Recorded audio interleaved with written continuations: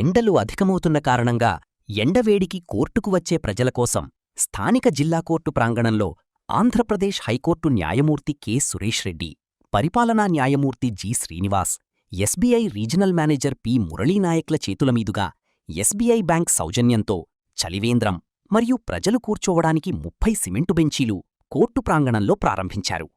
ఈ సందర్భంగా SBI bank RM Murali Naik మాట్లాడుతూ, ఈ రోజున కోర్టు ప్రాంగణంలో ఎస్బీఐ బ్యాంక్ ఆధ్వర్యంలో హైకోర్టు న్యాయమూర్తి చేతులమీదుగా చలివేంద్రం మరియు సిమెంటు బెంచీలు ప్రారంభించడం ఎంతో సంతోషంగా ఉందని తెలియచేశారు. ఇటువంటి సేవా కార్యక్రమాలు ఎస్బీఐ బ్యాంక్ వారు చెయ్యడం పరిపాటేనని అన్నారు. ఇక్కడ ఏర్పాటు చేసిన వాటిని అందరూ ఉపయోగించుకోవాలని కోరారు. ఈ కార్యక్రమానికి విచ్చేసి ప్రారంభించిన హైకోర్టు న్యాయమూర్తికి, జిల్లా జాయింట్ కలెక్టర్కి, జిల్లా ఎస్పీ, జిల్లా న్యాయమూర్తులకు, న్యాయస్థానం సిబ్బందికి అందరికీ ఎస్బీఐ బ్యాంక్ తరపున ధన్యవాదాలు తెలిపారు. ఈ కార్యక్రమంలో SBI chief manager Uday Krishna, bank manager P. Rajesh Babu, సిబ్బంది తదితరులు పాల్గొన్నారు.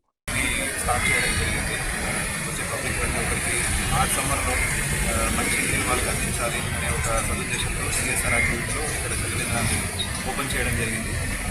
ఇది మనకు ఈ సమ్మర్ ఇక్కడ ఇది కండక్ట్ చేస్తాము.